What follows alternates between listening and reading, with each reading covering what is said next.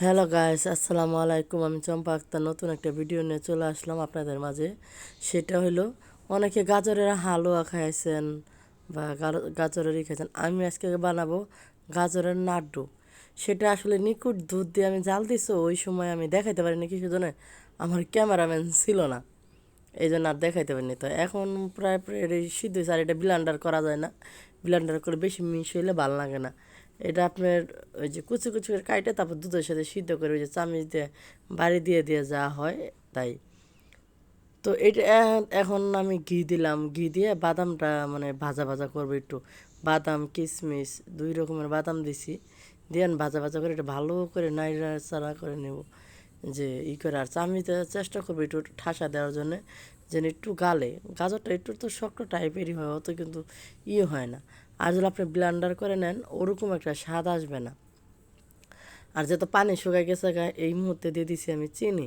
চিনিটা দিলে কি, চিনির পানিটা আলাদা শুকাইতে মানে বুঝতে পারবেন আপনি, নষ্ট হবে না। এখন আমি চিনিটা দিয়ে অনেক মানে অনবরত নাড়িয়ে একটু ভাজা ভাজা করবো। ভাজা ভাজা করে তারপরে আমি এটারে নাড়ুর আকারে নিয়ে আসবো। তো আশা করি আপনারা ভালো আছেন, ভালো থাকবেন, সুস্থ। আমার মানে চ্যানেলটা একটু সাবস্ক্রাইব করবেন, একটু কমেন্ট শেয়ার করবেন, তাতে একটু মনটা ভালো লাগে, যে না কিছু বানাই একটু দেখাই। এই হইলো অবস্থা, আপনারা তো কিছু বলেনও না, কিছুই না। যাই হোক, আমার এই পর্যায়ে ভাজাভাজি শেষ। এখন আমি নাড়ুর শেপটা করতেছি আর কি, যে কীভাবে করে। আমি এক হাত দিয়ে করতেছি, দুই হাত দিয়ে আসলে আমার কাছে ভালো লাগে না যে ঠিক করতে, যে ছোটো ছোটো জিনিস একটু ছোটো আকারের, এই জন্য আমি দুই হাত দিয়ে করে এইটার উপর দিয়ে আবার কিছু একটু মানে ছিটানোর জন্য একটু গুঁড়া দুধ দিয়ে দিতেছি। এই যে গুঁড়া দুধ দিয়ে এরকম করে নিলে একটু হালকা একটু হয়, কালারও দেখা যায়, ভালো লাগে দেখতে। আর এটা যদি আপনি গরম গরম খাইলে না একটু নরম মনে হবে।